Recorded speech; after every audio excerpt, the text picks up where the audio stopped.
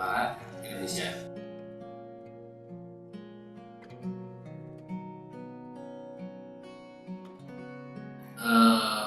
Waktu saya sakit itu memang mual-mual ya, muntah-muntah, tidak mau makan, bau semua makanan, tidak ada yang cocok.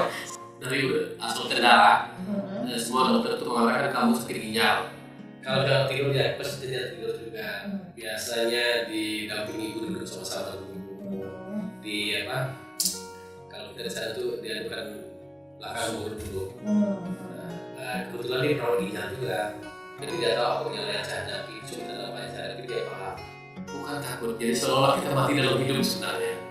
Jadi saya tidak begitu dokter bilang kamu sakit ginjal dan kamu harus cuci darah. Nah, tapi saya penasaran betapa parah sakit ginjal saya itu tidak bisa dijawab oleh dokter. Fungsinya seperti apa, ini masih digunakan atau tidak. Nah, itu yang tidak bisa dijelaskan di sana.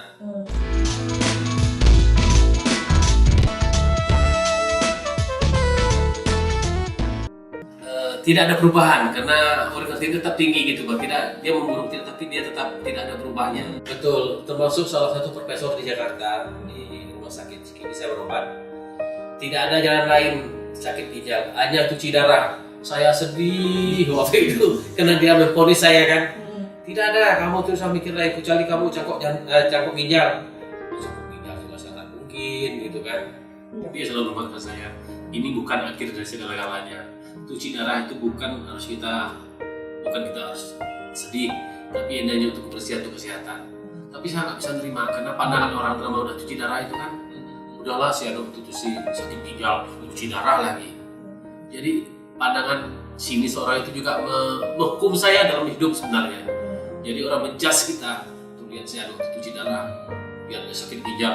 Bukan orang datang besok kita itu bukan menguatkan kita menghadapi penyakit ya, tapi buat beban gitu.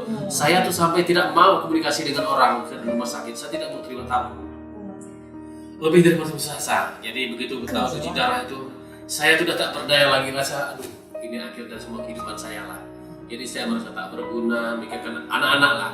Saya melihat istri saya memikirkan anak, jadi air mata saya jatuh. Dia wanita yang tegar ya, beda dengan saya. Selesai gitu cara menangis, kasih sedih. Benar-benar sakit ginjal itu membuat saya tuh kehilangan harapan untuk hidup sebenarnya gitu.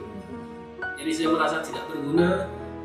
Saya merasa udahlah apa yang harus saya lakukan. Jadi sampai pada titik seperti itu. Jadi saya tidak tahu apa lagi gitu.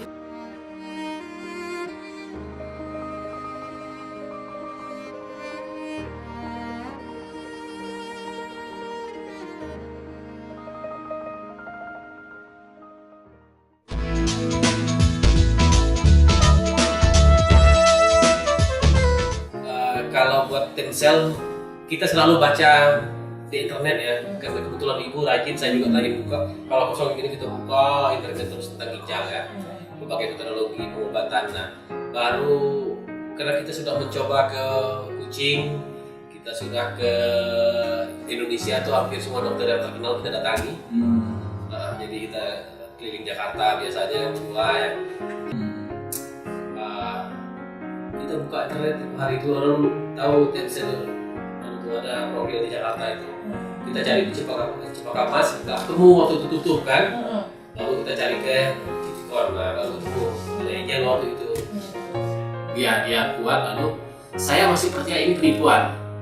Nah jadi sampai kita serah DP 10 juta dengan Angel itu, saya masih berpikir negatif tentang rumah sakit ini. Ini penipuan, banyak penipuan itu. Tapi istri saya, enggak, kita yakinlah bahwa ini jalan yang diberi Tuhan gitu, Pak. Nah, kita belum tahu nama Tencel, tapi kita baca, tapi udah itu kita lagi membaca. Orang sudah baca ya. Jadi sangat minim pengetahuan kita di Indonesia tentang Tencel.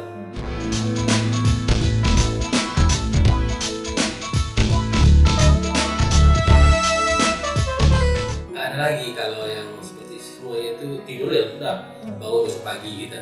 Ya, Tencel yang kedua saya naik berat badan saya. Jadi mau makan, nah itu yang paling untuk melawan mau makan tuh. Pingin tuh, ketemu banyak makan ini enak itu banyak itu. Jadi itu perubahan yang paling mendasar ya. Lalu secara fisik kita kuat, bisa bekerja, bisa ikut rapat, bisa kemana-mana lah ya. Bisa jadwal cuci gitu kan. Lalu lebih rapat lagi. Ya, dari sakit ini saya tahu bahwa berbagi itu sangat penting pulang. Jadi kami dua sering telepon. Jadi kita ada satu yang menarik dengan sakit ginjal ini. Saya punya teman di Riau, punya teman di Medan, punya teman yang dari sakit ini berbagi pengalaman. Jadi kita saling hello bertelepon, tanya kabar SMS gitu ya, bagaimana perkembangan tulang ini. Oh ya begini. Jadi akhirnya saya, oh iya, sakit ini tidak hanya membuat saya sedih, tapi membuat saya punya teman, punya sahabat gitu kan. Saya memang selalu mencari semua dokter yang menangani saya. Jadi saya mengatakan dunia ini berkembang, teknologi berkembang. Jadi sayanglah dokter-dokter di Indonesia kalau tidak mau membaca dan tidak mau melakukan ini.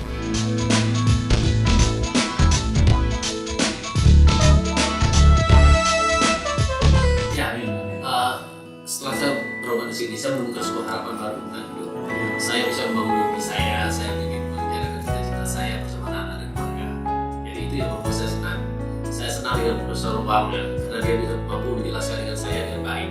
Jadi saya melihat dokter bukan karena saya berobat di sini ya, tapi saya senang karena mereka mampu apa yang saya tanya, mereka tidak marah, tapi mereka mampu membuat logika pikir saya tuh masuk akal saya. Oh ya begini ya, oke.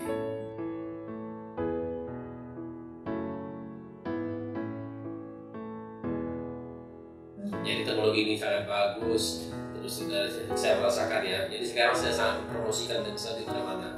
Jadi jangan pernah putus asa tentang penyakit, masih banyak teknologi baru tentang kesehatan. Saya mau mengatakan dengan teman-teman putra ginjal ya, satu kata kunci, jangan pernah putus asa.